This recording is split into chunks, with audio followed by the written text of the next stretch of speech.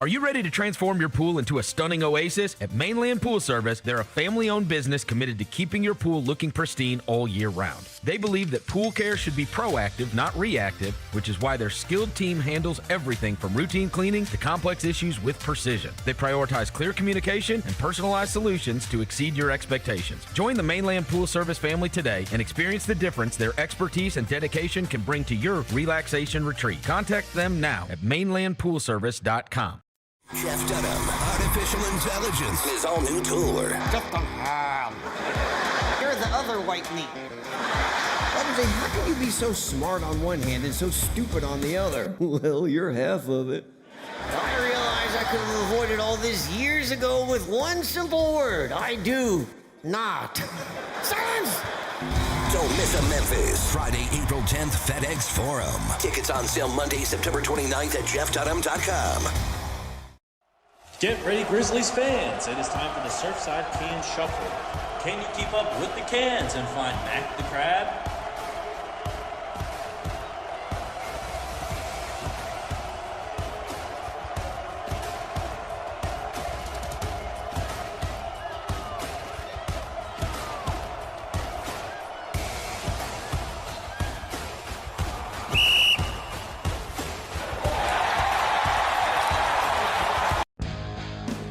Grizzlies fans know it's the team that gives you the edge. Big River Steel does too. And much like the Grizzlies have recruited legendary talent, we want you to be part of our team. Are you ready to be part of something legendary? Then visit www.bigriversteel.com. That's www.bigriversteel.com.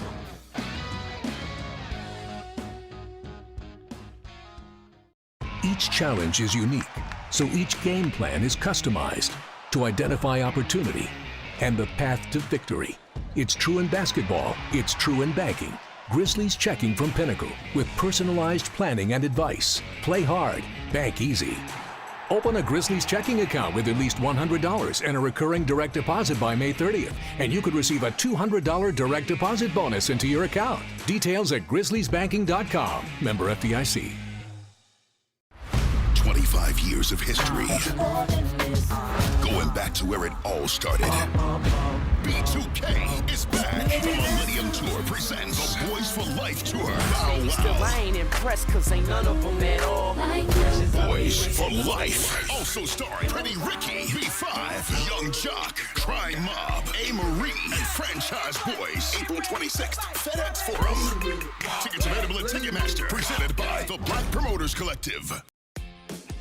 New Amsterdam Vodka is an official partner of the Memphis Grizzlies. It's the only exceptionally smooth vodka that is 5 times distilled, 3 times filtered, and rated 93 points. New Amsterdam believes wins big and small become legendary when you celebrate them with your crew.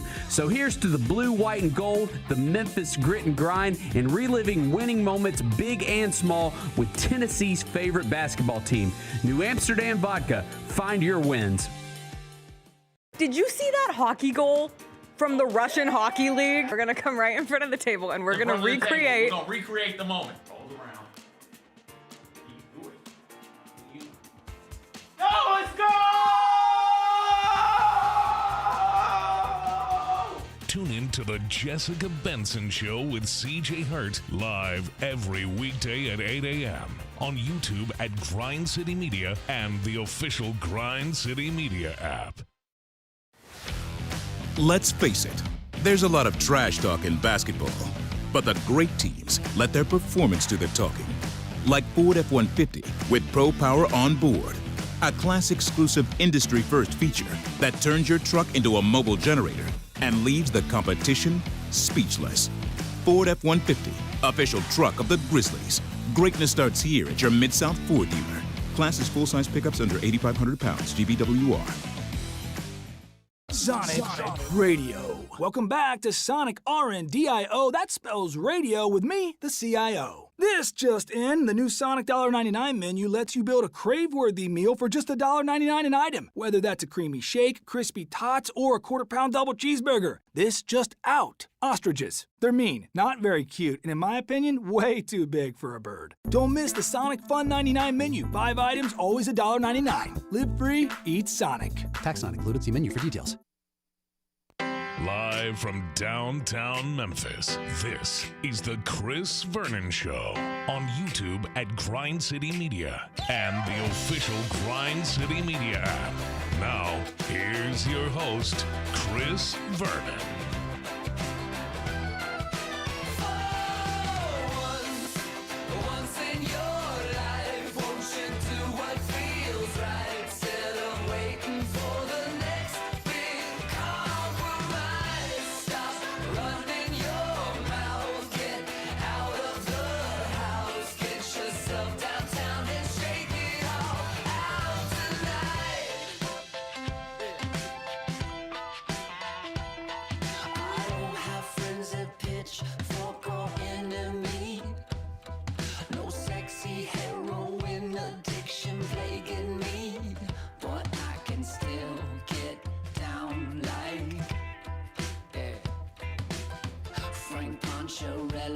Here we go. It's noon on GrindCityMedia.com. It's Chris Vernon's show. Welcome. It's a Tuesday, April 7th, 2026 edition of the show. Today on the show, GFed Go Crazy.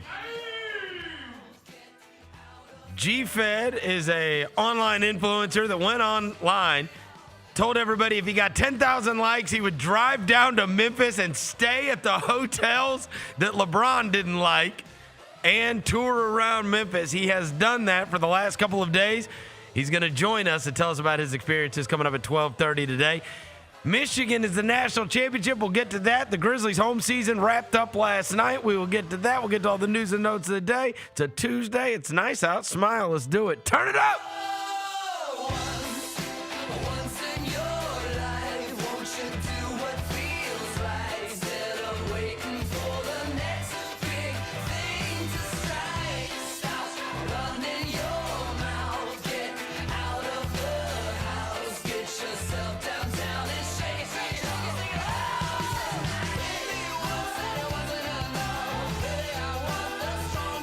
Yeah. Hope everybody's having a good day. All right, we got a bunch of stuff to get to on the show today, not the least of which is Michigan became the national champions last night in college basketball as they defeated UConn. Also, the Grizzlies wrapped up their home season last night. It was the last game of the season that we will see at FedEx Forum. They're going to play 3 more games on the road before the season is over completely, and we turn our eyes towards the NBA Draft Lottery. Also, in addition to last night's the events of last evening, as I mentioned, GFed Go Crazy online on both Twitter and Instagram. Tours around the country going to all manner of sporting venues, and then pulled a deal last week where after the comments of one LeBron James about Memphis, he had not been to Memphis and decided if he got 10,000 likes, he would jump in his car and he would come down and tour Memphis and stay at the hotels that the NBA teams stay at when they come to town just to see and give a proper review. Now, I have seen he has also done a food tour around town, and I saw that before the show today, he posted a picture from Gus's Fried Chicken right up the corner. So we'll talk to him about not only his food tour, but also what he thought about his hotels and what he thought about his experience here as he did go through. I mean, he got 10,000 likes, and so he decided to do it, and he's been posting about it the last couple of days. He's going to join us coming up at 12:30. Before I get to anything, I welcome John Roser to the show. John Roser, a.k.a. the Cologne Ranger, the Body Spray Bandit, Senor Sack. Johnny Backpole, Johnny Bearcat, the Grim Roser, John Asparagus, Johnny Neck Carb, John Lance. He's Dr. Thunder. He's John the Polluter. He's John Sweeney. Hi, John. What up? Devin Walker's here. He's the microphone mangler. Senor Quasadilla. Mr. Math, Navajo Joe. The reporter, the photographer, he's Walker 93. Just know if I ever do this, Verno, on this show, it might be over. You're gone? It might be over. That's over. Yeah, I saw John the Moran. universal signal of. John Moran did that last night. Yeah. Universal signal of. Didn't Jaron do it too? Yeah. Yeah. All right. But look, man, look, it's a good day today, man. It is a good day. Shout out Look, GFed. all credit to Devin Walker. He saw GFed was going through with his promise to go down to Memphis and to stay down there, and reached out to him over the weekend and got him to come on the show. But we wanted to wait until he had experienced it all, right? And so he has now stayed at the Westin. He has stayed at the Hyatt. He has eaten all around town. He went to the Grizzly game last night. Now he's coming to the best radio show in Memphis. He went to AutoZone Park. So, I mean, now he's going to pop in here with us, and we'll hear about all of his experience. So last night, let me just get this out of the way on the Grizzlies front. I didn't know what was going on when they were intentionally fouling at the end of the game, and neither did the head coach of the Cleveland Cavaliers, Kenny Atkinson, because they panned the camera over to him when the Grizzlies are down 16 and intentionally fouling in the backcourt on the other end. And I got to be honest, I was like, what is going on? And then they pan the camera over to Kenny Atkinson, and he's like... And it's at that moment you realize that the Grizzlies have got, by virtue of an Adama Ball three-pointer, they had hit their 29th three-pointer. 30 would have set the record, and they were intentionally fouling. And they were down by double digits, bro. 16. They were intentionally fouling to try to get a 30th three. Dang. It's the little things. Don't ever talk to me about purity ever again, bro. It's the little things. Bro, I wish. Coach Isolo said they wanted to break the record. You know how mad I would have been? Adama Ball. If we would have been in the record books with Adama Ball. Derek Whitehead. Lucas Williamson. Crazy. Respectfully, bro. It's outrageous to hit 29 threes in a game and get beat by 16. Yeah, that pissed me off. I was mad, bro. I ain't gonna lie to you. Because, like, I feel like if you have a record, it's kind of like, it's not the equivalent to the Bam Adebayo thing, but it's like, you want it to be sacred, bro. You know, when you break a record, you want to, like, look back and be like, damn, I remember that time when Luke Kennard hit those 11 threes in the game. I remember. Against Houston. I remember Devin Booker getting beat up for doing the 70 thing. In a loss. Yeah. They were on a tanking team. Yeah, was that against Boston or somebody? Boston. And he held it up, and everybody, you know, with like Wilt held up his number in front of him. Oh my God, he got trashed for that because it was in a loss, right? Yeah. You want it to be in a win for sure. But anyways, that game was going on at FedEx Forum, and look, as I've told you, I've been through a lot of these in 25 years. They're never fun. And when that post-game show ended last evening, especially after we did a 30-minute pre-game show basically about Ryan Repair, by the time we got done last night, I mean, you want to talk about? Come on, bro. I felt like a 700,000-pound ton weight had been lifted off my back. I mean, the way I skipped to my car last night. That boy had an extra pep in his step, man. Well, because here's the thing. It's not, look, I love going to the arena. I love the people I work with. I love Fish and Brevin. I love all the camera crew and everything. I mean, the job is great. The content had gotten so ridiculous that I couldn't take it anymore. And what happened is we had about 5,000 games in about 2 weeks. It was every other night. And I have been of very little help at home, even though I have a son with knee surgery and a daughter that has games every single night. Thank God for my mom and grandmas and everybody else that has been able to help out, because we've had a game every other night for the last 3 weeks, I feel like. It's been constant. It was, what was it, 7 in like a week and a half? Yeah, 7 in a week and a half. In like 10 days, I think. It was crazy. And so, and The content of those. There have been 4 times where we have run B-roll in the pregame or postgame show, and I didn't know who the human being was. And it was the team I was talking about. Yeah. The first time I saw Dariq Whitehead, you could have told me his name was 700,000 things. The first time I saw Adama Ball, I was like, who is that? 2K generated characters playing for our team. Oh, who was the other guy? Toby O'Connie? O'Connie, yeah. I don't even know who these human beings are. And it makes it worse, but they check in the game like somebody just gave them a jersey. Like, no, they don't put no T-shirt on, no accessories, like no swag. Yeah. Just like, give me a jersey. I'm going to go play basketball. It's bad when someone texts you a picture of like the bench last night from the stands, the bench, and they say, I know the usher. I don't know who those players are. That happened last night. That's tough. Yeah. Hey. The usher is I crazy. know the usher. I know the usher. I don't know who the players are. Last night, you guys always love this. You guys always love this. So we say goodbye to Brevin. Brevin leaves before we do the last segment.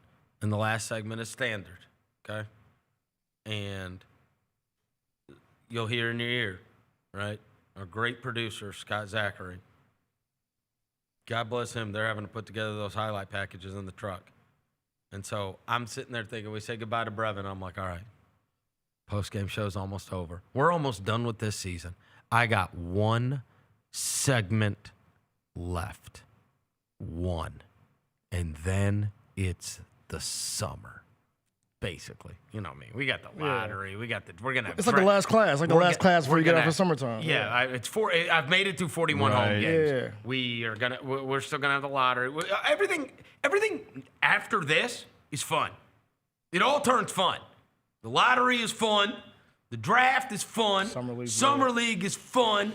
Training camp is fun. Media day is fun. Like Hope Springs Eternal. Right. After I just got to get done. So it's 1 more segment.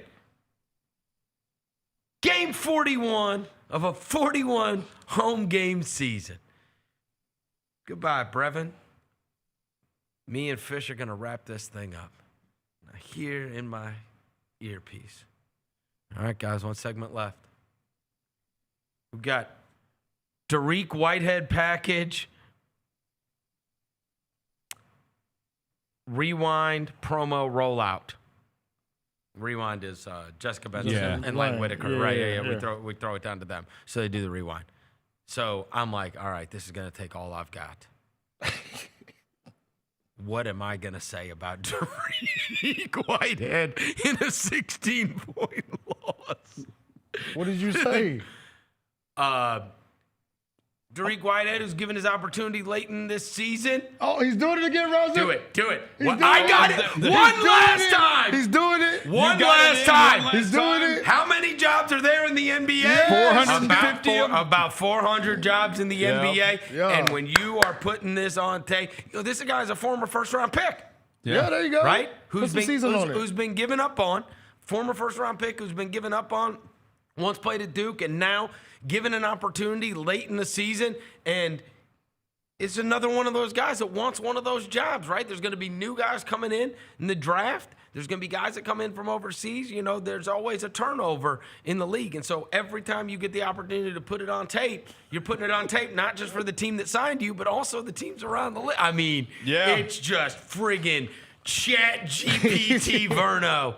And I did it 1,000 times. That's awesome. I'm proud of you, man. And I did it. I'm proud of you. And it was one last time for Dariq Whitehead. Did you drop the mic after you did it? You should have dropped the mic after you did it. No. Then what happened is we did the rewind, and then we did the promo for the last 3 games that are coming up. And then we showed down on the court that the players were still out on the court. It's the jersey off their back game. And my son's best buddy, I saw him. They didn't even know on the you know what I mean? Like they don't know on the broadcast. They don't know on the broadcast. And they say to me, we show down on the court.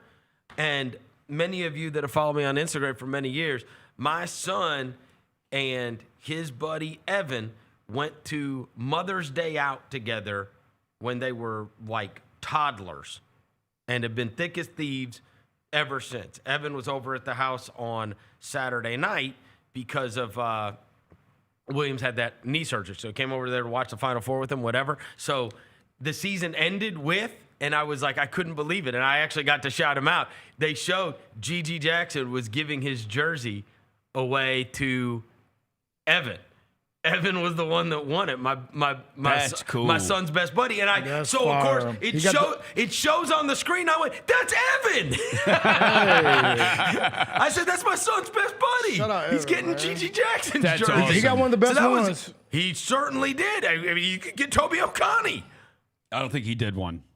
He didn't? No. I don't think Toby did one. Oh, No, he kept it was only 10 players. It was only 10 players, 10 I think. players. Yeah. Oh, is that right? Yeah, it was on 10 players. Okay. Also, y'all should have played the baby race on the show. Also, didn't realize this. It was Cam Spencer's birthday it was last night. Okay. All right. So, anyways, look, the game's going on. I'm trying to keep up with the national championship game, Michigan and UConn. Also, trying to keep up with Knicks Hawks, which went down to the very end. And CJ McCollum, bro. McCollum hit a three-quarters court shot that almost counted at the very end of that game. That game was great. But on the Michigan front, let me just speak on this.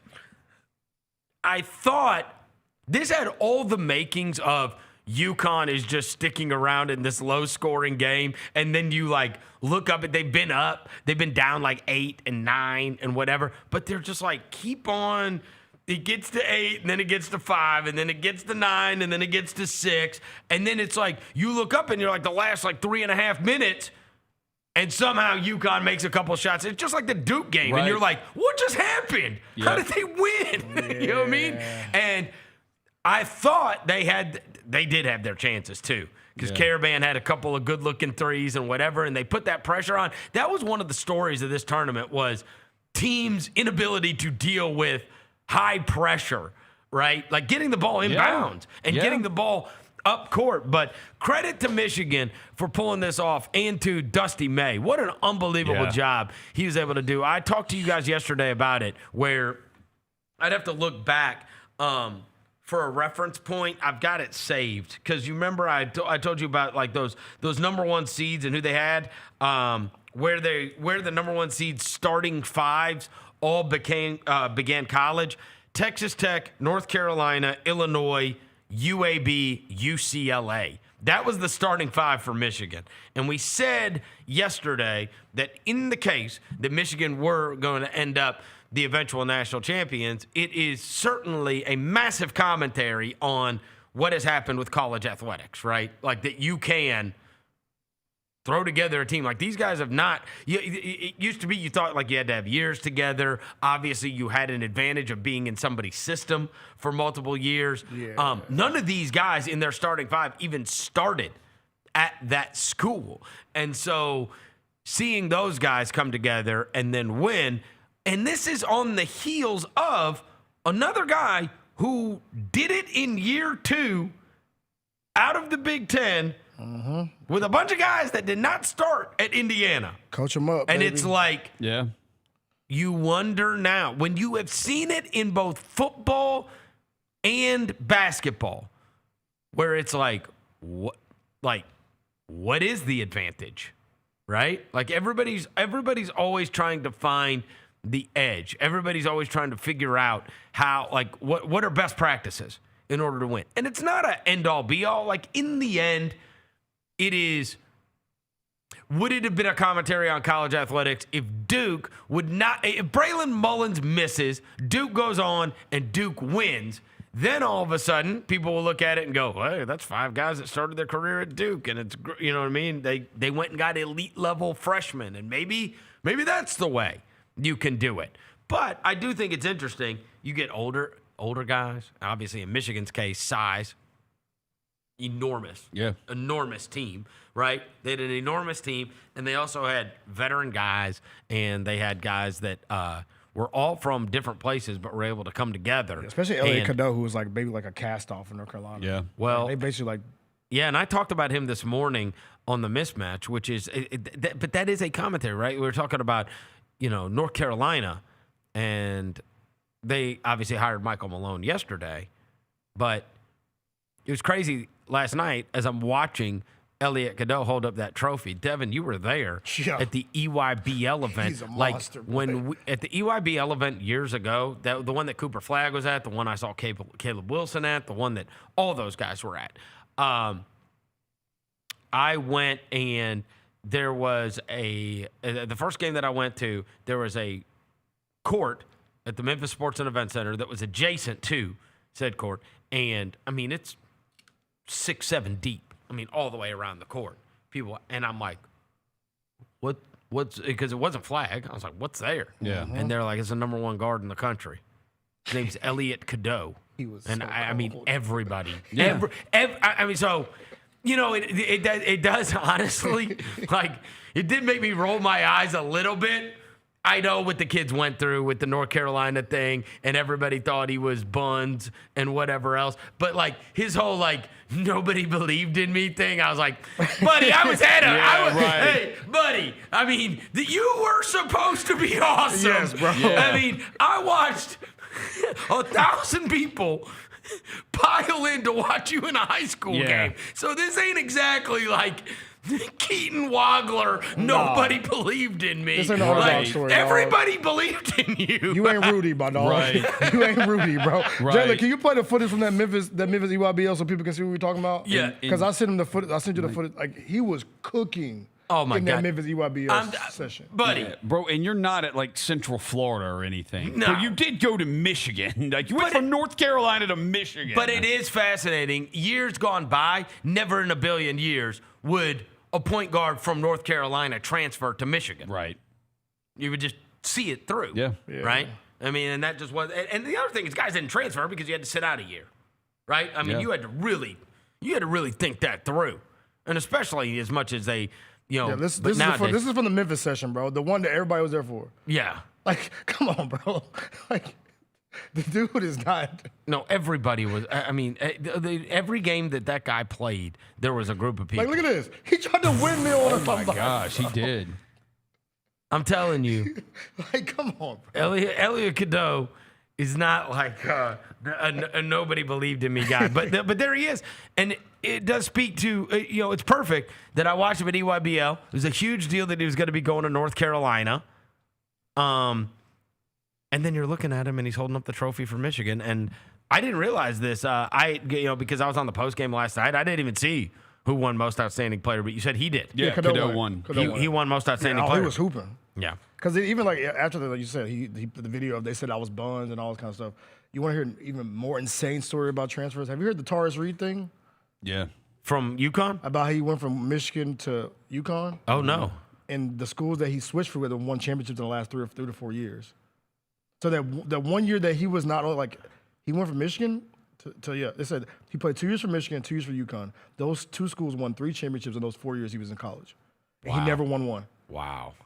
That's unbelievable. Damn. He never was a part of any of the championships. Man, he missed some. God, he missed like 6 last night that Easy I'm just ones. like, bro, those are. Okay, can we also keep it Who real? was that guy that was like that? That like, who was the guy that was a thing about? He like never won the Super. Bill O'Brien, right? Oh yeah, like Bill O'Brien. Like every time he goes to the Patriots, they don't win, and then like he was with Bama, and they didn't win. And it's like Bill O'Brien has been at all these places that have won like 1 billion championships, if they never won when Bill O'Brien. So he's never been part of winning. But then he leaves, and then they win again. It was like the Patriots and Bama, right? He was with the Patriots from 2007 to 2011. They didn't win. He was with Alabama 21-22, and then he was with the Patriots again in 2023. Yeah. Shout out Bill O'Brien. Yeah, Bill O'Brien. Yeah, so that's tough for him, man. That's tough. How you not be a part of winning one time? I know. Well, and now you say this Taurus Reed kid was the same deal. Yeah. They keep winning. Hey, let me say this about the Dusty May thing. Oh, boy. Yeah, we saw him. Obviously, that was the team that ousted Memphis in the first round. I mean, we are a Kendrick Davis pass away from beating Florida Atlantic. Bro, you knew that Joker was onto something when he took Florida Atlantic to the Final Four. Bro, I ain't never touching that again, bro. Florida Atlantic? They ain't sniffing that ever again. Yeah. When you take Florida Atlantic to the Final Four, brother. Yeah, you coach them up. You know what I mean? You coach them up. He took Florida Atlantic to the Final Four, and then now what was it? This is year 2, right? Year 2 at Michigan. Took him 2 years. And that is patience has been dissolved in college athletics now. Completely dissolved. Yeah. Kurt Signetti and Dusty May have ruined it for everyone. They've ruined it for everyone. They really have, bro. If you win within 2 years, and Michigan had not won since 1989, and Indiana's never won anything ever in football. Shout out Glenn Rice. And within 2 years, one of them took over Michigan and won the national title. And obviously, Kurt Signetti did the most unbelievable coaching job in the history of man. The Signetti thing is way more surprising than Michigan. Yes. Because Michigan has a brand. Yeah, Michigan's got a brand. Trey Burke-Styles. Because John Beilein had real success there. So we've seen Michigan basketball be what's good. What's his name? They got fired 3 years ago. What's his name? The alumni. Juwan Howard. If Juwan Howard, you got to feel like an idiot, bro. You were there 3 years ago. How could you not have put the team together? Didn't he do well there for a year, though, at least? Yeah. Didn't he make the Elite Eight or something his first year there or something? And he had that team with Franz. Wagner. He did have a Franz team. He had the Franz Wagner team. But still, you would think you can't win at Michigan, bro. It should be that hard to win at Michigan, bro. Well, things have changed a lot over the course of the last 2 years. He made the Elite Eight his second year. Yeah, his second year, yeah. So I knew he did have some. Over the last 2 years, though, things have changed dramatically. Yeah. This is now a money game. Yeah. I mean, I had a coach the other day of a small school tell me his best player got offered $4 million from another team. God. Think about that. Yeah. $4 million? Think about that. Man, it's crazy. Whew. Big bag, take little bag. Apparently, Big Ten's playing Big Ten, take everything, bro. Yeah. They won men's championship, women's championship, football championship. They about to win hockey. And SEC, come on, bro. I thought it mattered more. I thought it meant more, bro. I thought it meant more. You gotta step up your money game. I thought it meant more. I thought it meant more. SEC. Or step up getting better coaches. Maybe so. I mean, look, all I know is Signetti and Dusty May. This is ridiculous. Yeah. To be able to flip it in 2 years. Because how do you stand up there and say it's going to take time? Yeah. You know what I mean? Nobody's got time for that crap. I ain't got time for that crap. Nobody got time for that. You know what I mean? And it makes you wonder, these ones that have, Lane Kiffin better win at LSU within 2 years. Right? Because by year 3, they're going to be like that. Because that's exactly what they did with Brian Kelly. They're like, nah, this ain't it. Yeah. You know what I mean? Yep. We don't go 9-3, 8-4 here. That ain't it. That's cute at Ole Miss, dog. That's cute over there. That's fine. That's cute over there. That's a good season. Yeah, that's cute. It's not a good season. No. We're paying you to win championships and compete for them, and you haven't even competed. Right. You haven't shown you can compete for the championship. Right. And the way it's moving now, I feel like there's going to be some pressure on the SEC to get one this year. Because like you said, the Big Ten is they dropping their nuts, bro. They dropping their nuts right now. The Big Ten. Michigan made it. Michigan was one. Michigan had a bad coaching hire in football, and now they got Whittingham, who has been successful at Utah for 20 years. So, I would imagine Michigan's going to now be better in football. Somebody did bring up, they do have, the SEC still does have baseball. There you go. They do have baseball. They care about that. And they always will. Yeah. And I tell you this, man. I have some buddies that are massive SEC baseball fans. They go and travel and go to the games on the weekend. They send me the pictures from these stadiums, and I'm like, rowdy as hell. Just slammed. You can't even get in. It's like standing room only. At Mississippi State, it is. Oh my God! Dude, go through the SEC schools, and there are definitely a handful of them. Their fan bases care more about baseball than basketball. I'm telling 100%. I'm telling you, Mississippi State is 100% that way. Mississippi State, Ole Miss. Mississippi State, these videos and pictures they send me at Mississippi State, number one, their stadium is amazing. Yeah. I've seen photos of that joint, bro. And the other thing is, it's standing room only everywhere. I'm like, my God. Yeah. There was a series a couple weekends ago against Ole Miss. That joint hold 15,000 plus? And it's slammed. God dang. Standing room only. Yeah. 15,000 in a. They care. How AutoZone care? I'm telling you this. I played golf with one of my buddies, and he had the game pulled up on his phone. I said, what are you watching? Yeah. He's like, State's got a game against Ole Miss today or whatever. And I was like, what? I was like, there's a lot of people that care like you do. And he's like, you have no idea. And he started showing me videos on his phone of like some of their weekend series. And I was like, oh my God. Yeah.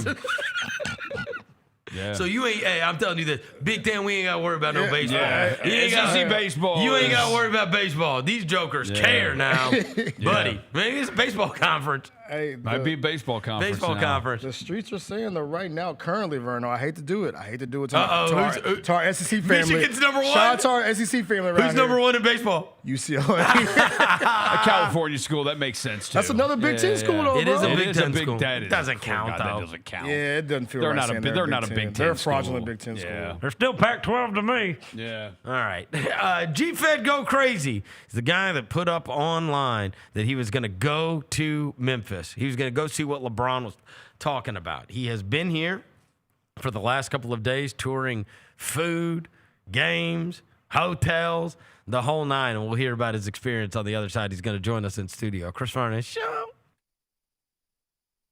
In the Tennessee Army National Guard, you can start a career in exciting fields, including science, communications, engineering, and medicine, all while earning money for your education. This training will boost your eligibility for a high-paying and rewarding profession. And you can get it all while serving part-time in your community. The Tennessee Army National Guard can pay for up to 100% of your college tuition. To learn more, visit nationalguard.com.t-n.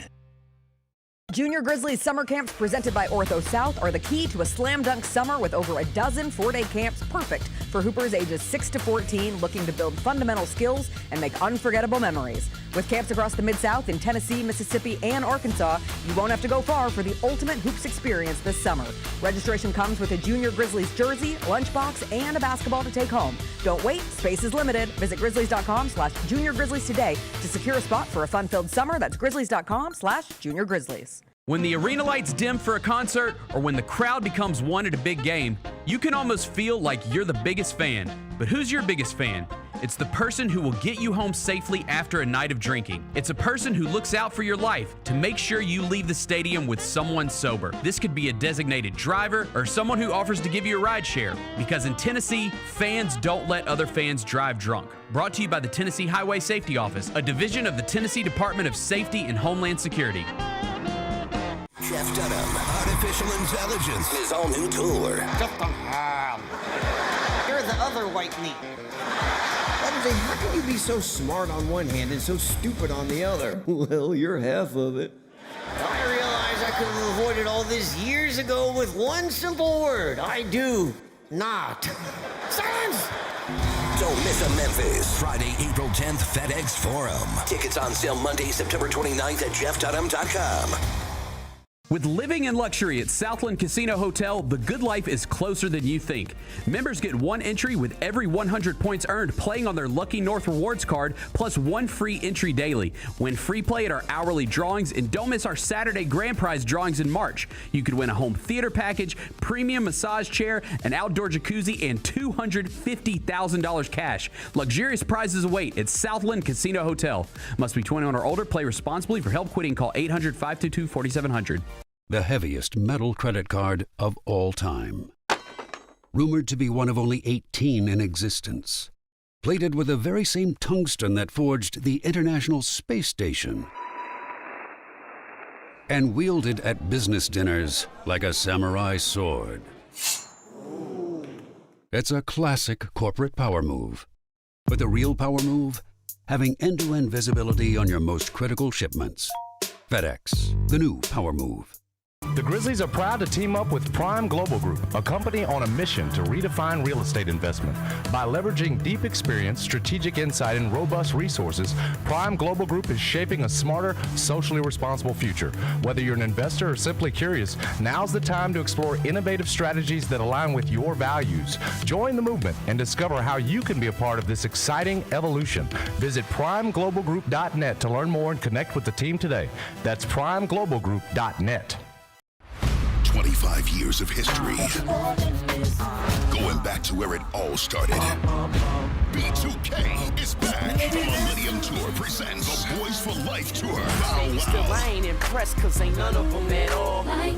Boys for Life. Also starring Pretty Ricky, B5, Young Jock, Crime Mob, A. Marie, and Franchise Boys. April 26th, FedEx Forum. Tickets available at Ticketmaster. Presented by the Black Promoters Collective.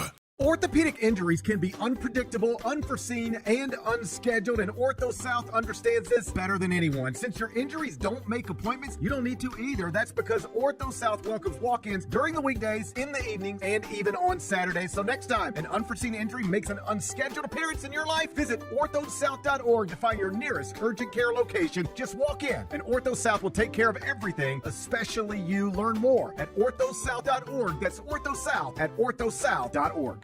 The Oklahoma City Thunder are expected to cede all Supersonics history back to Seattle when that city gets a new NBA franchise. And Oklahoma City has said, when you guys get your little basketball thing, we'll give you all your little history back. So you can have all your little Gary Payton and all your little Sean Kemp stuff, and we'll just focus on our Shea Gilgeous-Alexander MVPs.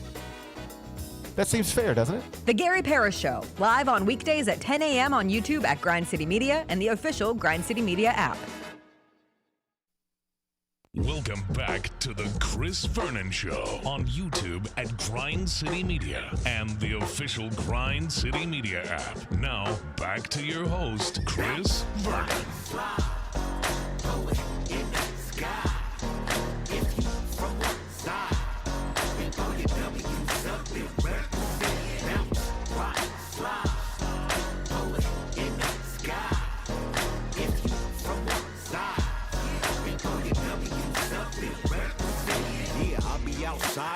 Junior Grizzly Summer Camps presented by Ortho South are the key to a slam dunk summer with over 4 dozen day camps. Perfect for hoopers 6 through 14 looking to build fundamental skills and make unforgettable memories.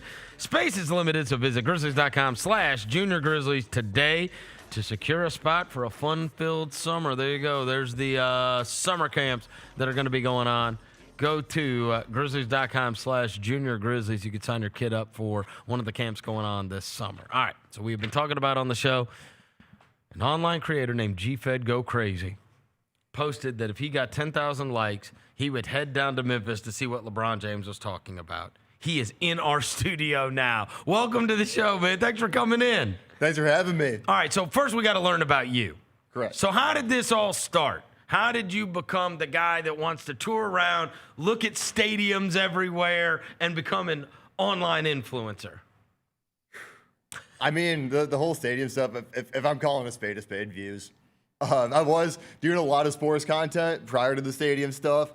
I'm probably more in the college space than the professional space. I love basketball, but a lot of my stuff around the stadiums has been college focused.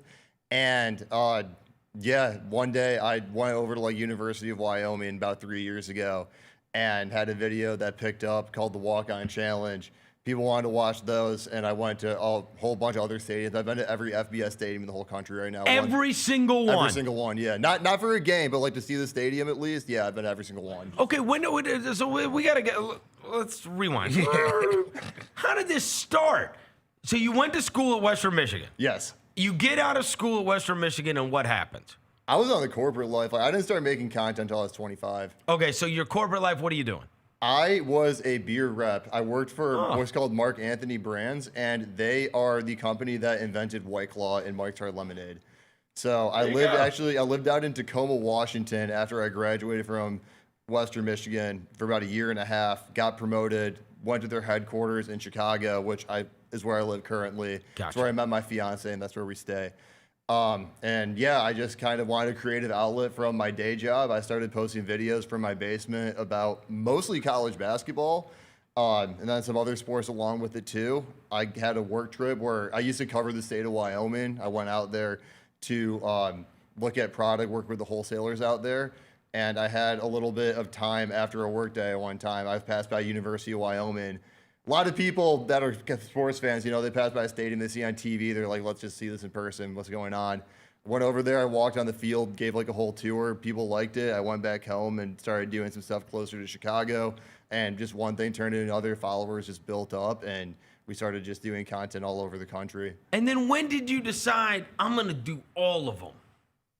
When I had the audience Really? that they wanted to watch it, yeah. I'm going to go do every stadium. Like, why did that become your mission? That you were going to like, all right. I mean, I'm like, once again, I'm a huge sports fan. So like Gotcha. there is a part of it where like I wanted to do it myself, and there's some people that wanted to watch it, and I thought it was something that would make good content. And did you drive to all of them? No, most of them. Most of them, yeah. But like out on the West Coast, I'm probably flying. If I'm going down to like Florida, I'm probably flying, stuff like that. Gotcha. All right. So, all right. Now, before we'll get back to all of that, the other content. You see LeBron James comments, right? And you see the firestorm that it creates, and then everybody's talking about it. But most importantly, it was another like piling on of the Memphis. What is Memphis like? These hotels, you know, ants goofed on it, whatever. And if I'm being honest with you, your original idea was, hey, I want to go see these hotels. I want to go see what this is like, right? From our perspective, and I think this is what's gotten misconstrued all over the country and the world at this point, is none of us cared about Ant or any of the other players goofing on the hotels, because that's like, all right, fine. Like, you don't like it here, you goofed on the hotel. We only cared that you said you got to move the team. You know what I mean? Yeah, that's what pissed us off. We didn't take offense to people goofing on the hotels. Yeah. We took offense to people saying that, hey, I don't like my 24 hours to 36 hours there. You should move the team to a different city because of that. But you looked at it and you said, all right, is this even valid? Did they hate these hotels, right? Yeah, I mean, the whole thing for me, this actually started on a tweet that I put out less than a week ago now. And I was just asking people, like, who has stayed here? Because, like, everyone had these opinions about these hotels. It's not some high society club. If you want to see for yourself, you can just go there. You know, like, so I started asking. We don't gatekeep. Yeah, no. I have enough followers. I'm like, there has to be some people in Memphis that have been to this hotel before, and a few people did respond. There were some people that were like, yeah, like this is a perfectly fine hotel in my opinion. Some people were like, yeah, it's like an okay Westin, like whatever it might be. So I'm like, you know what? I didn't get anything certain. So I'm like, 10,000 likes. Let's just make sure I have an audience that wants to see me do this before I invest a 16-hour trip, round trip from Chicago. And they just crushed that video. I came down here and we saw for ourselves. And it seems like a lot of people were happy that we were able to see that. Okay, let's go to the Westin first and tell me about your experience. Yeah, both of the hotels I had pretty good experiences at.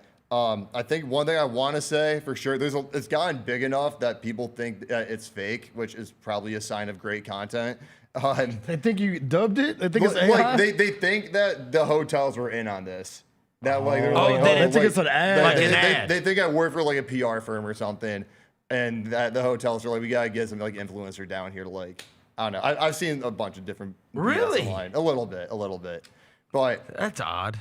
When I went to the Westin, I mean, because it's not like they, you know what I mean? Like that room looks like that room looked. Like, it's not like they had. They didn't put like confetti on the wall. Yeah. Right. And there weren't like 10 hot chicks when you showed up in it.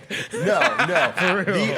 Especially at the Westin, that was a very authentic, organic experience. I got upgraded, which is cool, but I only got upgraded, and I did confirm this. I only got upgraded because I was a Bonvoy member, and they're like, oh, we have an open room. We might as well just upgrade these guys. He has a little bit of status. And that's how I got the suite up there. Once I posted that and, like, things got a little bit bigger, the Hyatt did treat me a little bit better, intentionally. I will be honest about that. Because word had gotten out that you were here, you were going to be doing it, so they're on their P's and Q's. And I do understand that. I do understand if there is an audience that's like, hey, man, you're right. It's kind of like when we watch our guys, there's a bunch of guys that do food reviews. Right. If you tell them ahead of time, they're going to make sure you get the best. Right. The best. You know what I mean? But obviously, and you can't. There's nothing you can do about that, right? Like if something's going to go viral, then people are going to know you're coming to town. Yeah. And like one really big thing is like I don't want to turn what I do into an ad. Like I want it to come from a place of authenticity, the best that I can. Well, let me and I'm going to defend you on this, okay? The hell people think they do when they know the NBA teams are staying there? Like they don't amp it up. Well, if they, you know what I mean? Like it's GFed go crazy. They know James Harden's staying there. You think they they leave it messy, when James Harden, but when the influencer comes in town, they make sure. Like, come on. It almost made it better for the experience, I think, because at the Hyatt, like you're saying, LeBron James is not staying in a basic king size room. I don't believe that for 1 second. No. I think the odds that I stayed in the exact same room that LeBron gets when he comes to that Hyatt is pretty high. I'm sure that's true. And so when you walked in there, what did you think? It's a huge room. It's fine. I live in a high rise in Chicago, and the room that I had at the Hyatt was bigger than my apartment. I'll take that. That's not bad. Did you think it was going to be like some Roachfield Motel 6 stuff? No, I didn't. The way you hear about it, though, I think that's the difference, right? I think when I just saw some of the comments under yours, there's always some people saying, you got to remember these are multimillionaires that stay in 4 seasons, and so, that ain't even that nice. There are other people that go, oh my God, these prima donnas. They make it sound like it's a pile of crap. This isn't bad at all when you're doing the video tour. 100%. And that was my whole thing that made me want to come down here. I just did not believe what the NBA players are saying. I did not believe that any hotel that the NBA deems suitable can be that bad. Right. Of course, there might not be marble floors. It might not be the best hotel in the entire NBA. But when it comes to people being oh, this isn't a billionaire standard, a lot of the time it's just aesthetics. Right. We're this room is maybe a little outdated. It's who cares? You still have a 800 square foot room with a giant bathtub and shower and all the space that you need. Your view was good too. You got a dope view. Yeah, I mean, you were both of them. Yeah, great view. You had good views. Yeah, we had one right across the street from the Forum at the FedEx Forum, and then at the Hyatt. I mean, we were right off the river, right by the Bass Pro Shop Pyramid, and both of them 10 out of 10 views. I love the remote control curtains. I got a lot of fun out of that. Great way to start the morning. So you didn't think it was all that bad, right? No. You come with a mission of, all right, let's see what this is all about. What is your real opinion about the 2 hotels that you stayed in? Do you walk away more on the side of, okay, I get it if the multimillionaires, if this is not up to their standard, or are you more on the side of the people commenting going, oh my gosh, what prima donnas? More so the latter for sure. More so the latter. My ultimate opinion is these hotels I stayed at the nicest in the NBA. Probably not. For sure. Are they bad enough to complain about? Absolutely not. I had 0 complaints about anything with my entire experience. You know what's crazy? Either. The view that you had was the same view LeBron had. So you never forget. Remember LeBron complaining about the noise on the noise on the plaza? Yep. Yeah. Well, so you had the same view he had. So there you go. That's close enough. And he said that, and he said he pretty sure he had probably the same exact room he did. That room was massive. Yeah. That is a big room. You threw a little party in there, bro. I ain't gonna hold you. You had a couch, a balcony. I should have had some people in Memphis come up. I mean, I was meeting some people on Beale Street. Should have had my own party. Honestly. What was the response from people in Memphis when they found out you were coming here? What did you get the most of? Hey, you need to check out, you need to be at, you need to be involved. You know what I mean? What did people want to make sure that you experienced here outside of you reviewing these 2 hotels? Yeah, that's a good question. I rely on my comment section a lot for my stuff to make people feel like they're a part of something. And that's pretty much what I did for the entire trip. I didn't look at any websites or anything. I literally just checked my comment section. Whoever had the most comments, I was just going to. And that ended up with me going to, and I have content coming out with all of this stuff. I have a YouTube video coming out Friday and some more short form stuff. Oh, you do? Yeah, there's gonna be more content coming out still. But we did Sun Studio yesterday. Okay. We did the Civil Rights Museum yesterday. Who was the NBA Hall of Famer? Okay. You didn't mention in your video. I saw this. I actually will say this on here because you know how Twitter is. People just take stuff out of context. I just didn't want to deal with it. No one thinks this guy lives in Memphis, but I saw Rasheed Wallace there. He lives here. Oh, he does. He does. Yeah. He works with one of the high school basketball teams. Okay. He was just there. That's what I saw. He's not the guy to ask for a picture. I understand now. I'm a Pistons fan. I feel pretty familiar with his persona. But yeah, I saw like a 6'10" guy at like the Anne Frank exhibit, and I was like, you don't see someone like that every day. And then I looked closer. I was like, is that Rasheed Wallace? And then I was trying to connect the dots. I'm like, why is he in Memphis? I know he was with Penny for a bit at the college. I was like, maybe he just like stuck around. And so there's a Nike high school team here, and he's one of the assistant coaches. Okay. And he's working with these kids. But I get Civil Rights Museum, probably not the best place to approach somebody. So I gave him his space. That's also I didn't want to talk about it because like people would just get on. Why are you talking to this guy? Yeah. But yeah, I gave him his space. I was able to talk to him outside once he was leaving, going to his car. I asked for a picture. He's like, "Nah, I'm with my girl right now. I can't do that." I'm like, "All right, whatever." Yeah. Yeah.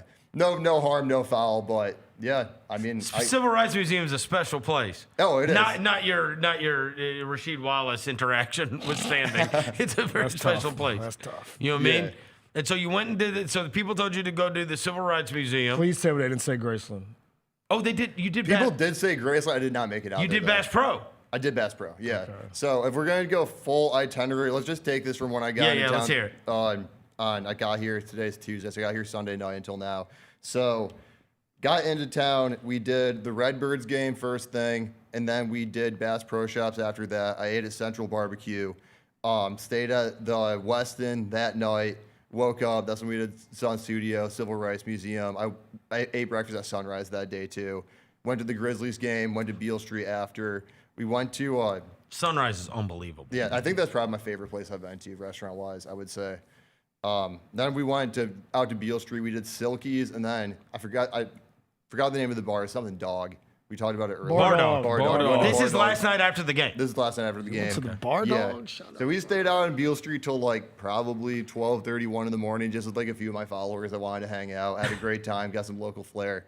And this is just, you don't know these people. No, they were strangers. These are Memphians? Yeah. No, I love going to the city and just saying like, hey, let's go do something, and like people just show up. Like that's kind of why have a bunch of followers if I'm not going to do that? Yeah, right. Like I enjoy doing it. So I did that. We probably stayed out till like 1. Then I woke up this morning. I went to the Peabody Duck March. People said I had to do that. I haven't posted content from it yet, but I did that. What'd you think? That was a way bigger deal than I thought it was going to be. Yeah, especially because it's a Tuesday. It's a Tuesday in Memphis. Right. With the perception, like you would think no one is in Memphis on vacation on a Tuesday. Right. But you go to the Peabody and there was like a couple hundred people there 15 minutes before it started. To watch the Ducks march? Yeah. So like I barely even got like a good view of it. Did you walk in and tell them I'm here to see the Ducks? I didn't know if you had to be a guest or not. So I tried to kind of stay low on that one, so I didn't stay there. But yeah, I just kind of got in where I fit in, took a few clips on my phone, and kind of. You watched them get on the elevator. Yep. And go up to the roof, right? So I did that. We went to Gus's, and then I'm here. Everyone said I got to go to Makita's and I got to go to Gibson. So I think I'm going to get some of that on the road for dessert. And then I'm probably going to head up to Chicago in a couple hours here. All right. Okay. So, what stood out the most? What do you think you will be thinking about the most with your trip to Memphis? Is there any, you know what? Let's get that before I get to that, because that'll be all good stuff, right? Right. What haven't you liked? I mean, what haven't I liked? It's a good question. I don't want to I don't want people to take. It's fine. I don't want people to say if it takes it out of context. You don't have to like everything. It's not an ad. This is your honest opinion as someone who lives in Chicago. I thought that the Redbird Stadium could use a little bit of TLC. Oh, that thing is ashy, bro. It's pretty ashy. Yeah, I did mention that on Twitter when I was kind of going through some stuff. Like they have the abandoned arcade there and like other stuff, and like when you already have a reputation for having probably more abandoned buildings than you'd like to see, having that literally inside the stadium isn't the best look. Totally fair. Totally fair. Yeah. What else? And then that is the difference between. I hope you realize this. 90% of us that are Memphians, we don't like that either. Yeah, we have the same opinion that you do, my guy. I We mean, got the same opinion, it's bro. not like we're sitting here defending vacant buildings and vacant arcades. That's ridiculous. There's a million different opinions on the internet, though. I got it. It's different talking to y'all, but you'd be surprised. I know, but the internet's not real. Right. Those people would not be saying that stuff to your face. I'd say that, and then also just like around downtown, like the cop presence and the National Guard presence was a little overwhelming. Like it's was good. too much. It's good that you feel safe because there's that many cops there, but at the same time, it almost makes you feel less safe because it's like, why is there so much? I felt this way when I was walking out of Yankee Stadium. I walked out of Yankee Stadium with my kids, and there was like a row of 20 cops, and they had like machine guns. It makes you feel I was like, are we cool? It makes you feel like shit's about to go down. Right. Right. If you when you see those guys, it's twofold. Right? It makes you feel like, all right, well, I'm safe from something going down. On the other hand, it's like, why are these guys standing out there with machine guns? Yeah, so I'd say that's probably the two that... The two things that made you a little uneasy. A little. I wouldn't say uneasy, but those are the things where I'm you like... notice it. Yeah, I notice it, and that's probably like something that I'm not seeing in other cities that could be better. Right. All right, so then what about the food? What was your favorite? I would say Sunrise was my favorite so far. Sunrise. Still got to go to Gibson. Still got to go to Makita's. But of the three that I went to, I think that was my favorite. Of the hotel stays, what did you like about the hotel stays? The hotel stays were legitimately great. Like both of them. We already said that I had no complaints, and like I genuinely have no complaints about either of them. And you said the Cavs weren't there at the Hyatt. The Cavs were at the. They were stayed at the W Westin. for sure. Oh, the Westin. Yeah, the Westin. Yeah, they were over there. I saw probably 6 different Cavs personnel. I saw a player. I couldn't identify who it was, but someone walking by on the same floor as me too, which almost confirms to me that like they're probably getting nicer rooms. But maybe there's regular rooms on that floor too. I don't know. You went to the game last night. Yeah. Had you ever been in FedEx Forum? I have. Yeah. So with the stadium stuff that I do, this is actually my 4th time in Memphis. Okay. But I think my experience mostly has been kind of like a player where it is a business trip. The 3 times that I've been here, I went to a Grizzlies game to do the How Long Can I Stay series. That is another big thing that I did.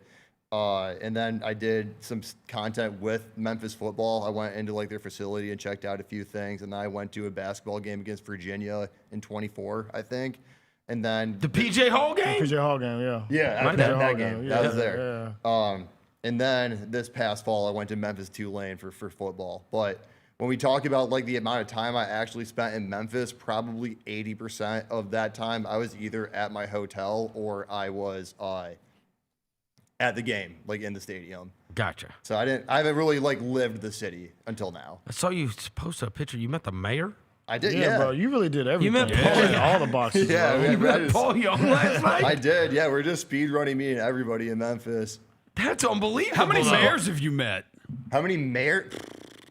I would imagine the smaller cities, it's probably a lot easier. I off the top of my head, I can't think of another mayor that I met specifically for my content. Okay. Honestly, right. Let's go, Memphis! That might be a first. I'd have to think hard about that one, but as far as I know, it's probably the first time. Yeah. Look, bro, we show love. Look at that. Yeah. There Got he is, invited man. into a suite You in in an a suite NBA too, bro? arena He's with a the cool mayor. guy too. Like he took the time to like really talk about like what I'm doing and what he's doing. Like it wasn't just like some PR thing for him. He was genuinely interested in what I had going on, which is cool to see. Look, man. Do you think your opinion of Memphis is higher after this trip? I would say so. Yeah. Yeah, I would say so. I mean, like I've been to all of these different cities, and of course, like every city has stuff that's good and bad about it. But as far as visiting here from an outsider, I think from a history standpoint, and then like also like Beale Street's like super fun. I think there's more to do here than at least a handful of even like NBA cities that I've been to, I would say. And the people are nice. Yeah, I mean that should go without saying, but yeah, everyone that I've talked to, Like the Southern hospitality thing is real, and I see people reaching out to you on there, and I'm like, you know what, people want to. That is a difference, I think, that people take so much pride in this city that they want the people that come here to have a great time. And you know what I mean? It feels Like, good that We there don't was. gatekeep around here, bro. It feels good that there wasn't that many expectations either, I would say. Like, I think there is some stuff where, like, when you start getting, like, the mayor of the city involved and you start getting, like, general managers, of hotels involved, I'm like, oh shoot, like I kind of have like a lot of people riding on this, like making them look good. But talking to people like you and like other one of my followers are like, no, like I actually want to know like the good and the bad and like everything of it. Yeah. That's where I want to come from. I don't think that I'm a harsh critic, but I'm also not like an ad. So like being able to have a real conversation with people was really nice. The city also has to understand what it's got to improve on. Yeah. Like somebody over at the Rivers needs to understand, like, bro, clean that arcade. You know what I mean? Yeah, make it look good, Stop having man. a dilapidated arcade. Like, this isn't hard. This should take 5 minutes. Yes. And it's something that somebody from out of town notices, right? And this is one thing that we've said about this whole LeBron thing. Like, bro, then get a nicer hotel. If all these people are bitching about a hotel, somebody build a nicer hotel if that's what we need, right? If we want to move up as a city and we need a better hotel than what we've got, whatever. But you took the stance of, hey, let's see how bad this hotel is. Yeah. And then you come back, and honestly, like the majority of the people, there's always going to be people that are going to ride for players no matter what. But I do feel like the majority of people saw your videos and were like, Definitely. what? Like, that ain't bad. Like, what? What are these guys complaining about? Definitely. Especially when they're here for 24 hours and they're like, oh, the team should just move. Like, it makes you feel like they were staying in some horribly unsafe area with roaches in a room in a Motel 6. It's like, all right, it's not as nice as L.A., but it ain't. It's not ridiculous. It ain't crazy. You're the second person though, because I Show Speed was here like 6 months ago. I heard about that too. Yeah, he did. He kind of like said the same, like it was like, yo, this place is. People say like I read on the news or the stories about it, but like I come here and it's like, okay, it's actually kind of dope. Right. It's kind of dope. So we appreciate you, All right, bro. of course. Yeah. All right, let's get to the things outside of Memphis that you've done. All right, the most underrated college stadium you have been to. Underrated, man. The one that we do not think of that is actually legitimately awesome. I love giving this city love because they're another city that has given me a lot of love too, and I do legitimately like their whole stadium, their whole setup, tailgate, everything. L&N Stadium over in Louisville is really nice. Oh, really? Yeah, they got all the red seat backs. It feels kind of professional, but it still has a college vibe to it, which I think is hard to capture, and they do that really well. I have never heard that ever. Have you guys? No. Louisville? I love me some. I've never heard anybody talk about Louisville football. It's Louisville, yeah. Louisville. Sorry. Yeah, I like going down there. I like going down there. They're a good time. Really? Yeah. Where else do you like stands out to you like that? That's like a Louisville one. This is less about the stadium and more about the game day experience. I stand on when I tell everyone that want to go like the bucket list stadiums. A lot of people think to go to like the SEC and go to like the giant Big Ten schools, which they're not wrong to think at all. I've had a lot of great times at a lot of those. My favorite places I've been to watch college football is in the Appalachia region. I love West Virginia. I love Virginia Tech. I love App State. All of those people, they just get together in the same giant parking lot or same giant field or whatever it might be in those schools. And it's just such a free-for-all. If you just go there not knowing anybody, you will have such a good time. You'll meet so many good people. And it's not as serious, I feel like, as like maybe in Alabama where it's like... It's not life and death. It's a win or lose, but still booze culture. You know what I mean? There is a lot of... I like that. There is, you know what, as someone who's gone to SEC games for the last 30 years, it's a lot of tension.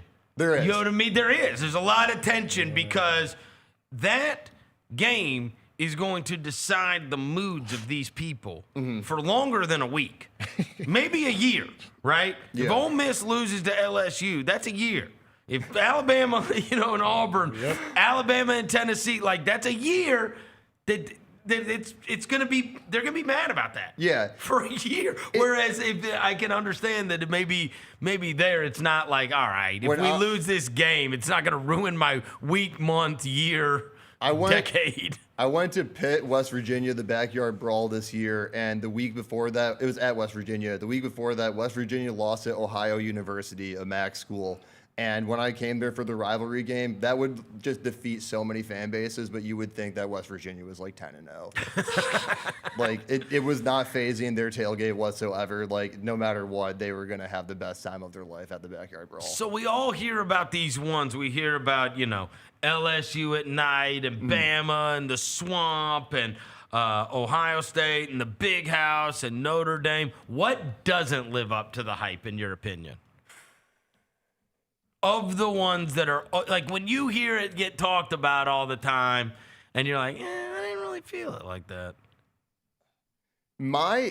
I can't say there's that many times where a game was built up to be something and it turned out to not be that. I'm just talking about the whole experience. The atmosphere, right?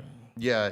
I think when I think about the times I've been underwhelmed, it's more so when a fan base has just like not the best team or not the best season, and they just don't really show up for that team. Like I'm a very big believer. We see Indiana football right now. If you went to Indiana football game 3 years ago, it would be just the biggest joke of a trip that you can make. Right. These days, it's one of the coolest places that you can go.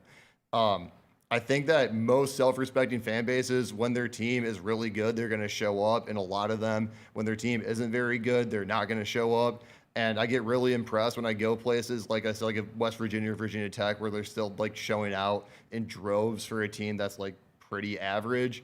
And then sometimes when I go to see a team that is like typically pretty good and they're just having a bad year and like their fan base just folds like paper, that's a little... Generally non-professional sport.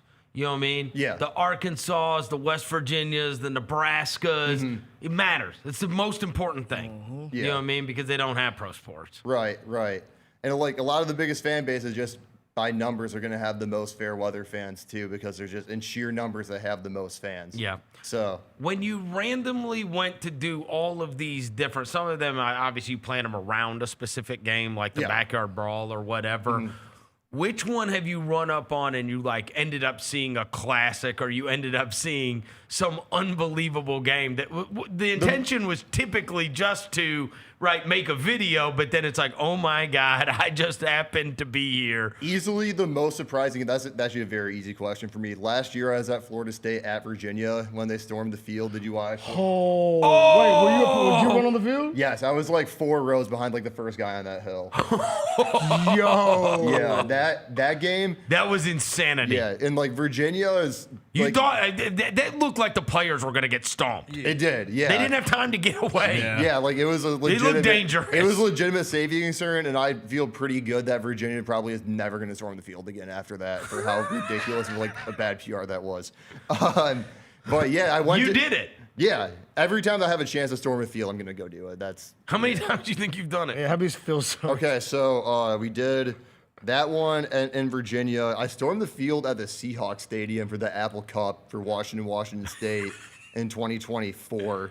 So I did that one. I went to Notre Dame at Louisville in 2023, and I stormed there. I think that's the only 3 off the top of my head. Any basketball? Yeah, no way you stormed. I don't think so. Have you done a court storming? Not in content. No, I don't think so. Like maybe for like a high school game or something back when I was a kid. But like the Virginia one though. Yeah, I mean that's because that was the type of game. Because this fall I went to 100 stadiums, 100 days. I just daily vlogging every day of the college football season.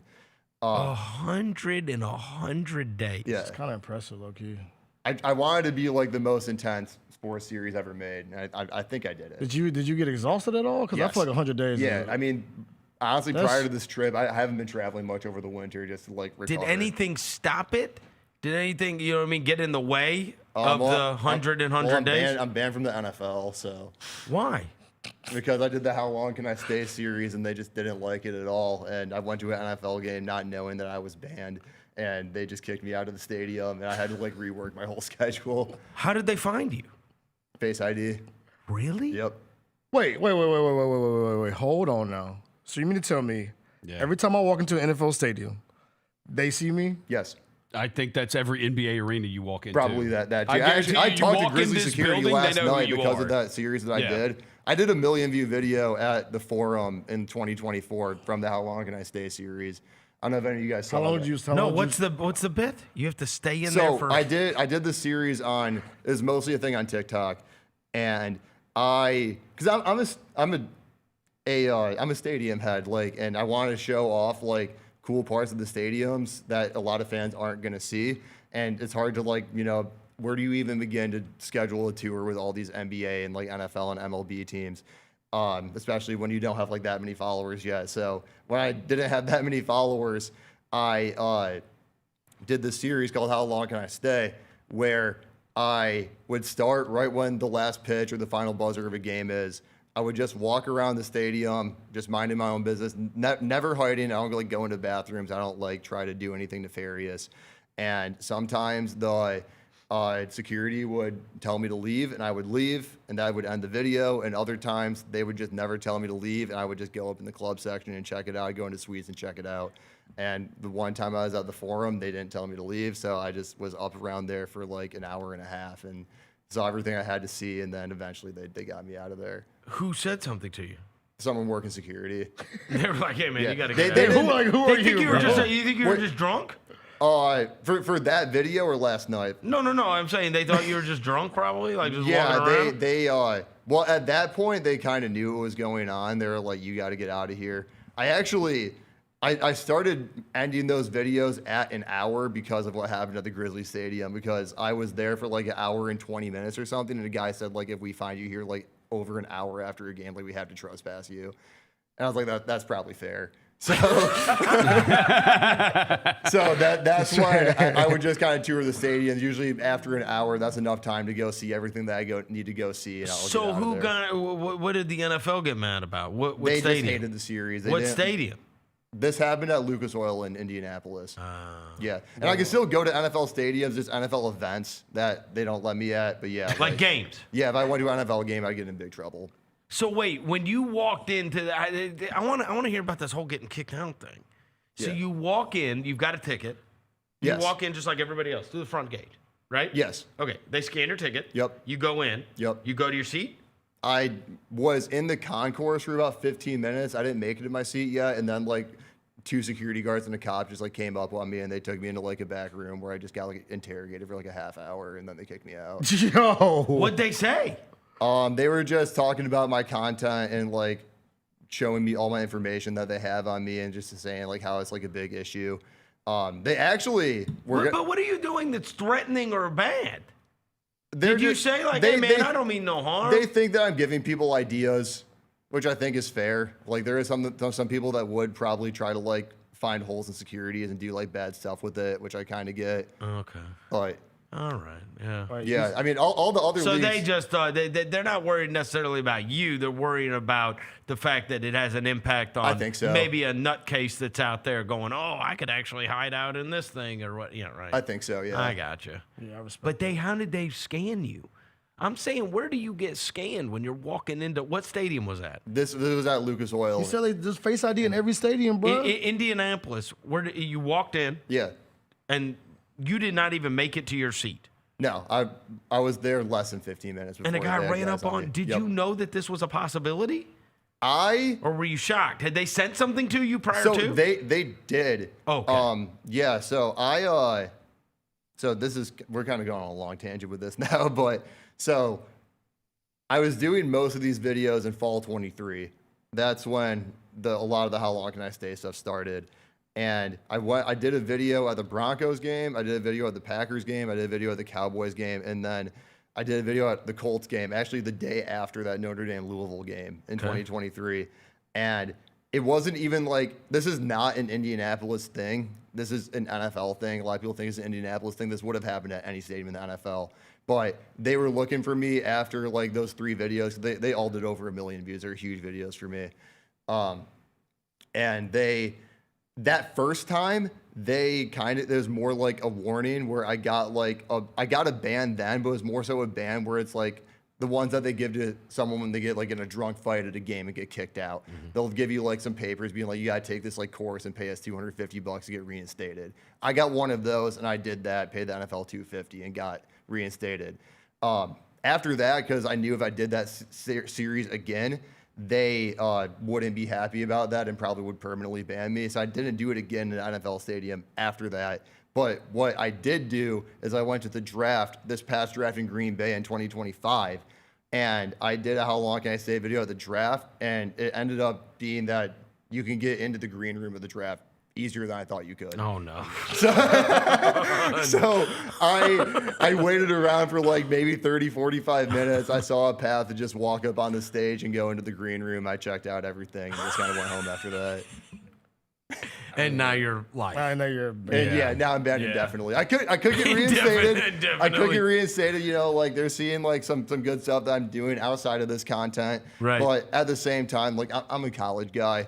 I like to tell stories about like places that like people maybe aren't thinking about too much. I don't think that I could ever like capture what I'm doing in Memphis right now, like at an NFL game. What is your most popular video ever? My most popular video ever was the How Long Can I Stay at the Indy 500 I did. Indy 500? Indy 500. Why do you think that one hit the biggest? Well, first off, like there was just so many crazy things that happened. One, I ended up doing it for like 3 hours. Because did you look around like, bro, is somebody gonna kick me out of here, bro? I mean, you've seen how big the Indy track is. Like you can put like 9 of the biggest stadiums in the country like inside of the Indy track. So like it's huge. And then also like I got into whatever they call the giant structure at the finish line.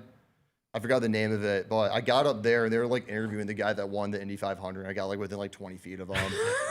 And then I actually had to leave that video because like a thunderstorm started and I had to, just for my own safety, I had to get out of there because it was pouring rain and thunderstorming. Has anybody ever threatened to arrest you for any of these? Have you ever been apprehended for any of the things There's one place, but I don't really want to get into that.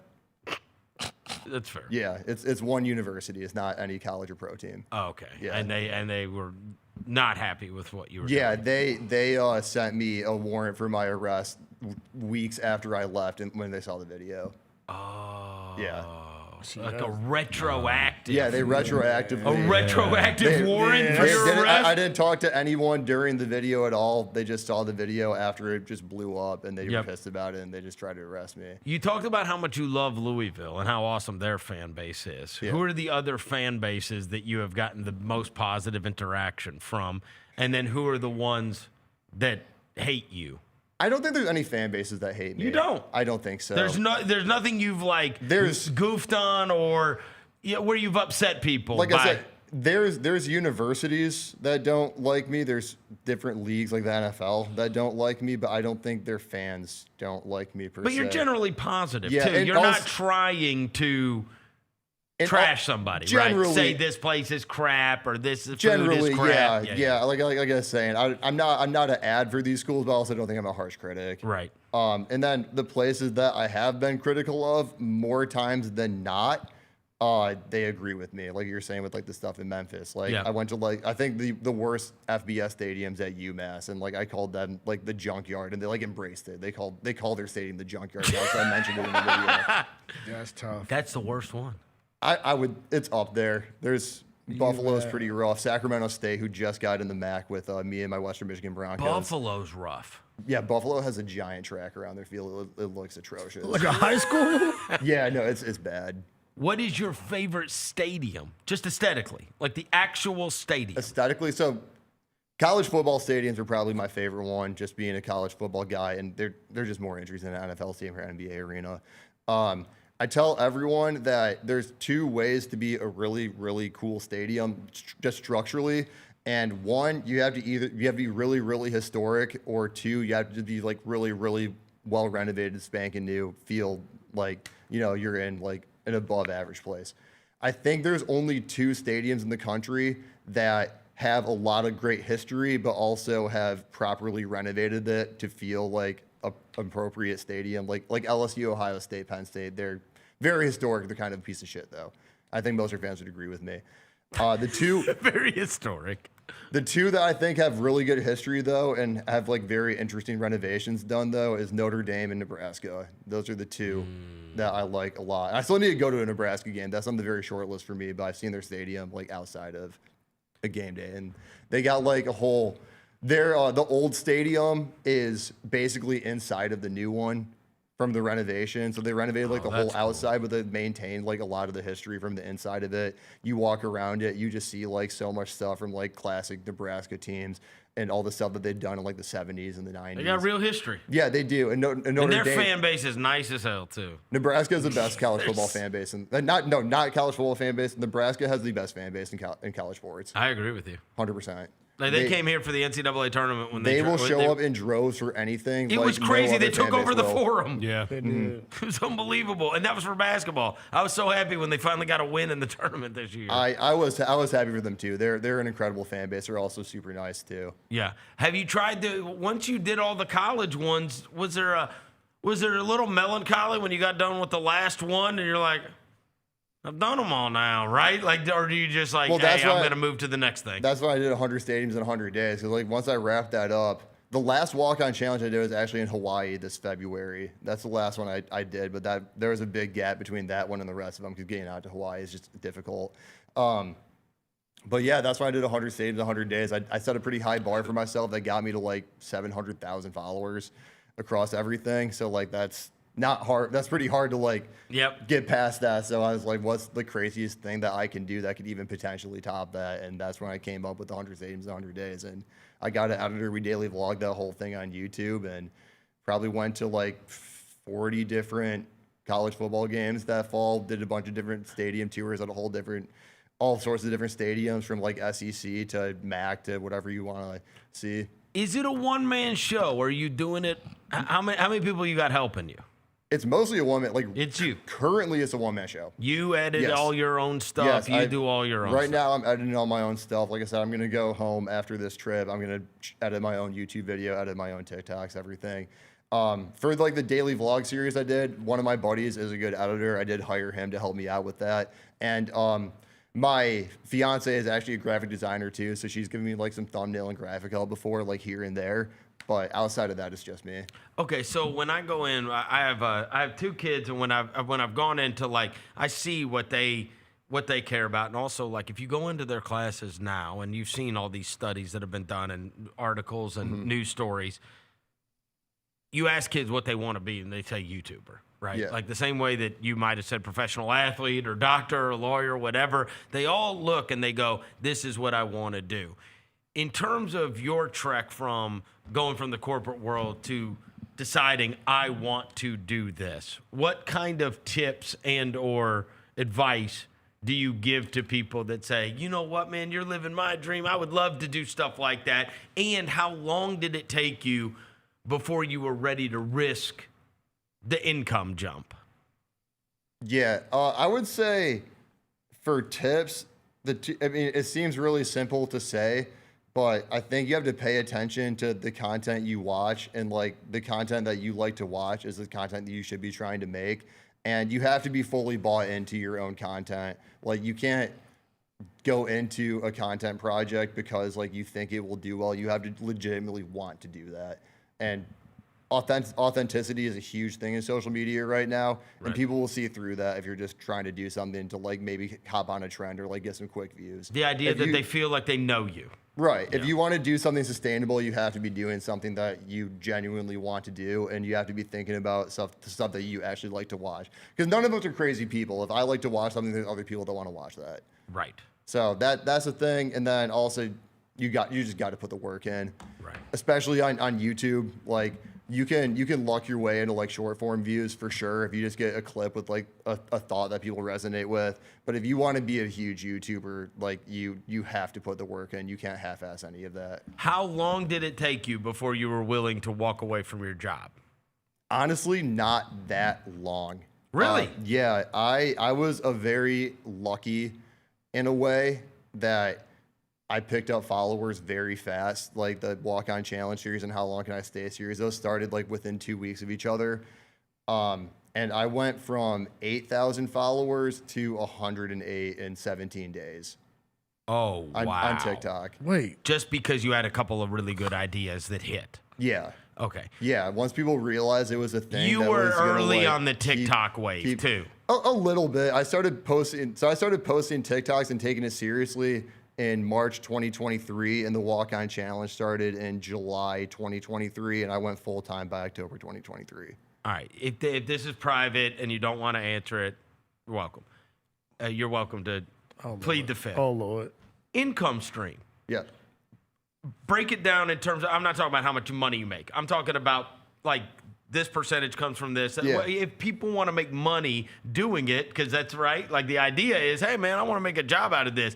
YouTube, TikTok, Instagram, Twitter, whatever, right? Like, is it YouTube is the one that can actually make you real money, or I don't understand how. I would say if you want to do full-time content, and it's less true now than it was maybe 2 years ago, you want to have some sort of long-form platform. Like you want to have either a podcast, a Twitch stream, or a YouTube where it's easy to integrate ads into like real content versus like making a quick like TikTok video for a brand. I would say that's probably where you want to start. And then you of course need short form to get your reach. For me, I probably have made most of my money on short form. Of course, like the 100 Stadium stuff that I did, that was more of a YouTube play, and I was making a lot more money on YouTube than I was on So is that from then. brands or is that from YouTube ads? YouTube ads. And YouTube ads. I still do good with brand deals. I would say as far as like my pie, it's probably 60% brand deals, 40% ad revenue. And the brands reached out to you, or do you have to go actively sell them? I have an agent that does all that. Yeah, you got the agent once you got to how many? I got my agent not that long after going full time. I was negotiating my own deals for a bit, but when you start getting like bigger companies involved, like I was telling him over here, like I did a deal with WWE 2K like last WrestleMania. Like if I tried to reach out to WWE 2K myself, they're not gonna take me seriously. So when you like start working with like bigger brands like that, you need some sort of representation. Right. But yeah, it probably, I was doing it on my own for maybe like half a year. And then luckily I have a decent creator network. I talked to some people that had some agents. I got some recommendations and one of them picked me up, thankfully. Gotcha. But that's how you do it, right? And then you would say it's 60-40. Because I wonder if people, I don't think people necessarily understand in the whole like, social media economy. Do people obviously you get millions and millions of views, but then I see these people posting that they don't make anything off of views. That's just for me too. I wouldn't say every creator's pie is 60-40. Like there's some creators that like completely operate on brand deals, and then there's other creators that like if you just have like a good community on YouTube and you can like consistently get like 100,000 views a week, you probably don't even need brand deals, and you're just probably good on ad rev, depending on your watch time, the length of your videos, stuff like that. But I see people like, people say like, oh, I had these videos, they got millions of views or whatever, and they didn't make anything off of it. Yeah, it all depends. You know what I'm saying? I mean, like, they make any money off of it. There is so much to learn from like the creator side of social media versus the consumer side. Like, for example, like hardly anyone makes money on Instagram. I don't like directly from Instagram. They're not making money. I don't like not anything significant. Same with Twitter too. Twitter doesn't pay like that much money, but like TikTok, which is a lot of times the same videos, there's a good amount of money to be made there from views. Yes. Wow. Yeah, like I probably most of my ad revenue probably comes from TikTok. Wow. More so than YouTube even. Yeah. Yeah, but like that's all because I'm bigger on TikTok than I am on YouTube. That's fair. So like a lot for most people, like it's probably YouTube. YouTube pays more per view, but since my audience is just like 8 times the size on TikTok, I just get more money there. Gotcha. And so that's your preferred app. app. But then that too. But like also like one thing with TikTok, you need your videos to be over a minute long to make money. Oh, so really? Like clips are like I'm learning that now. Yeah, clips are like 10 seconds. They'll make money for anybody. To get it, like when you're in the creator program, which you have to have over 10,000 followers to get into, and like over like 100,000 views a month. I think that's the threshold they have now. Yeah, to get any money from your videos, they all have to be over a minute long.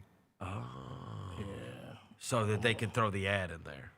They do their ads. Or like I guess it's kind of before and after. Like you're scrolling, you see like 3 non-ads, and then you see a sponsored post. Right, and it's the like I was seeing this thing the other day because everybody's doing those carousels now. Yeah, and they're saying that to do that because what's happening is people are just scrolling through, right, and so they want people. The longer they can get them to stay on the app, right, and so they say, hey, post a bunch of pictures in this carousel or whatever, so that people.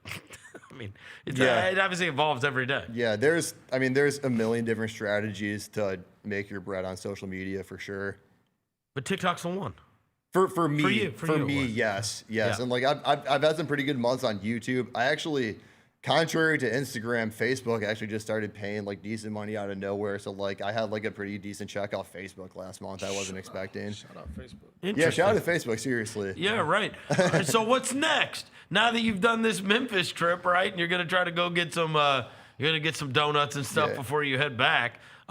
What's next? Do you have something on the agenda for the next like I have a lot of people in my comments that want to see me go to other cities now, so I might just go do that. Oh, that's a good idea. Genuine? Just do a city tour. Yeah, so I mean, want to go check out this city I've never been to, experience it. Yeah, I think that why don't you just ask LeBron what sucks? So, Hey, like, have you ever been to Milwaukee? Milwaukee's on your list now. Milwaukee might be the next one. He's the other one they slandered. Right. I live in go check out Chicago, that- so that's right. an easy one to get to. Just go up there and check it out. Yeah, so. Check out Milwaukee and be like, you know what? I kind of like this place too. Check in their hotel. Right.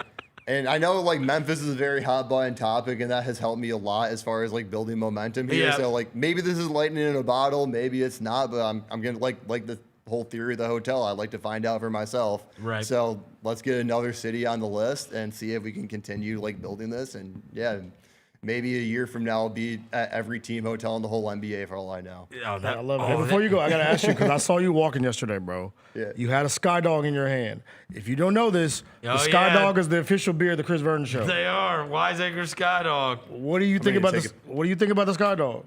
Can I take it back one of those home? Yeah, you can take this pack, bro. You can take it. Yeah, take this pack with you. Oh yeah. Take this actual pack of Sky Go Dog ahead. with you. Oh, So you well, love yeah. it. You like it that we much. got a good beer scene in Chicago, but I got some people that might want to try that. But It won. like I was saying, I was in the beer biz for 3 years, so like I know It went out to Denver for the Great American Beer Festival, whatever. It won the gold medal. Yeah, man. The Yeah. best. Yeah. It won That beer. It did. Skydog. it was a good beer. I mean, I've never had a crisp light lager that I haven't enjoyed, and I think this was every bit of that. Yeah. So There you go.